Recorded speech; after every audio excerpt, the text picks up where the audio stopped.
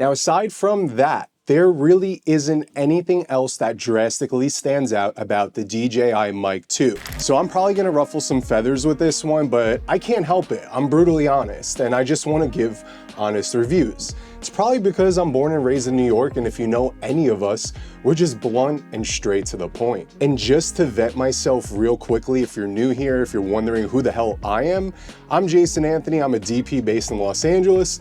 And in the past, I've worked with clients like Lamborghini Global, Toyota USA, Samsung, Microsoft, Xbox, and more. So I just want to vet you guys so you know who it is that you're hearing from, that I'm an industry professional and I also love content creation. But first, let's talk about whether or not you honestly need this and why I don't feel like everybody does. Now, if you haven't seen any information about the new Mic 2, let's go over the features that really stand out to me, and then I'll talk about reasons why I think you should put some thought into making this purchase. Now, if this is your first review on the Mic 2, let's go over some of the new updates when it comes to the physical features, the new internal features, and I'll go over whether or not I think this is really for everybody.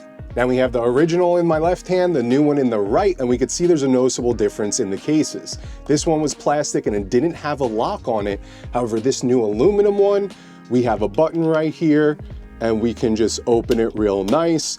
Pretty basic, and the same besides that, we still have our USB Type-C on the back for charging. And when we open it, we are given the new receiver, the mobile adapters, and our 2 microphones. Now, the new aluminum case is just like the old one where it has a built-in internal battery, so we can make sure that our receiver and 2 mics are always topped off. That's great. Now, aside from the aluminum case, they also give us a soft case. It's the same one from the Osmo Pocket 3, just another option to have. First, let's check out what the difference is from the physical aspect of the original receiver versus the new one. If I hold them up, you could see that the new one's longer, but not as wide. Now, my favorite part about the new receiver, and this is a part that I really think stands out, is our jog wheel. We can now navigate through the menu that was such a pain by easily turning this guy right here, and that has saved so much time. I mean, swiping around on the original one was such a pain. I have big fingers, I tapped the wrong thing, I'd have to go back in the menu. It was a headache, so the new jog wheel, thank you guys. Now we also have a dedicated cold shoe built in. It's no longer removable. This original one was such a pain and I couldn't stand it. Next, we have our 2 mics, and there really isn't much of a physical difference. Some things were moved around, the design was changed a little bit. I'm wearing it right now from my Osmo Pocket 3. Next, we have the new Mic 2s, which we first saw with the release of the Osmo Pocket 3. New cool look with its transparent black case, or you could get it in white. We have a new branded magnet on the back, but honestly, I really do wish this was black and minimal, so it's more concealable. They also added a little wire run on the back of the clip to help route your lavalier mics, which is awesome. Now, when we take a look at the 2 mics, with the new one being on top, we no longer have that screen that the original had. Apparently, there's a whole new omnidirectional microphone that gets a better pickup pattern. We still have our 3.5mm jack, which the new windscreen plugs right in. I love that. This is nice and secure. We still have our link button, our power button on one side. We have our record button, and we also have our USB Type-C. Pretty standard compared to the original one. Now, here's where the new features, don't get me wrong, are honestly great, but is it a significant amount of change, or are these new features something you need in your everyday workflow to make you go and purchase the new one if you already have a pre-existing wireless lavalier microphone? Now, the reason why I went to my local brick and mortar, shout out to Mojo Cameras in Anaheim, they always have stuff on the release date. Quick plug, no, it's not sponsored. One of the main features of this mic that I wanted was the 32-bit float. We shoot a lot of automotive commercials, and I love the magnets on these and sticking them around the engine bays, inside the trunk, the cabin. It's really nice. You really need to have your levels dialed in or run it into an external audio recorder.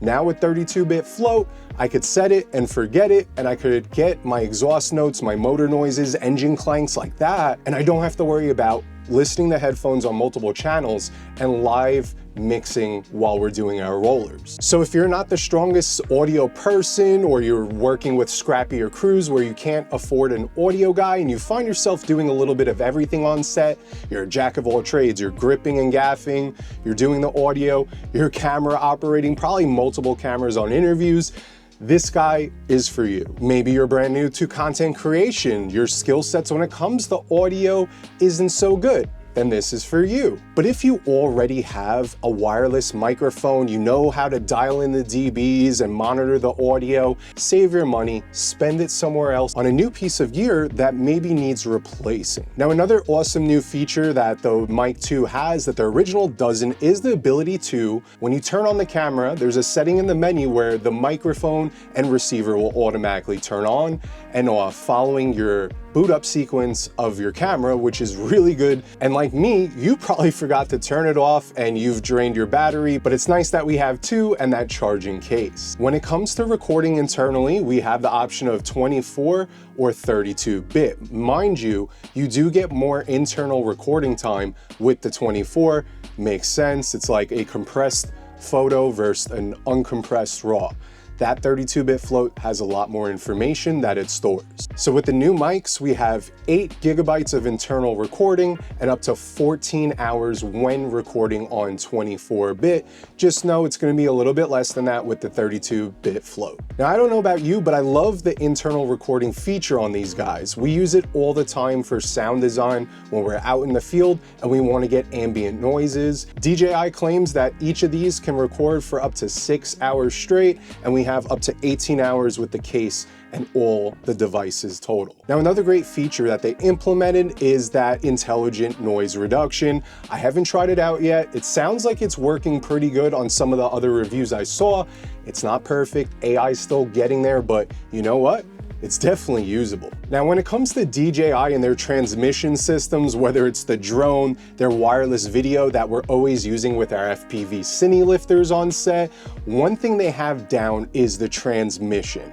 And with the Mic 2, they claim up to 820 feet uninterrupted signal. No static, no noise, doesn't matter what's around, metal, different interferences. They claim it's not gonna drop. So we're gonna have to test that a little bit more. Now, another cool thing about the Mic 2 is it's a Bluetooth microphone. So you could use it on your computer, on Zoom. I mean, basically anything that a microphone can Bluetooth connect to, you can use this mic. Now, aside from that, there really isn't anything else that drastically stands out about the DJI Mic 2.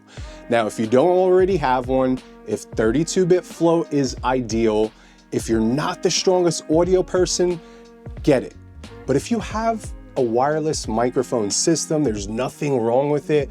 Put your money elsewhere. I know we get this gear FOMO where we want the latest and greatest, but trust me, the gear you're using today is just fine. And unless it's broken, don't fix it. I know it sounds super cliche, but that's my initial opinion using this microphone for the past few days. So let me know in the comments below whether or not you're gonna pick one up and why. I'd love to hear your reasoning because maybe it'll make a little bit more sense to others in the comments. Once again, I'm Jason Anthony. If you're new here, consider subscribing. I'm gonna be dropping all different types of content creation tips, behind the scenes, taking you guys on our big commercial productions and doing more of this stuff. So I hope to see you there.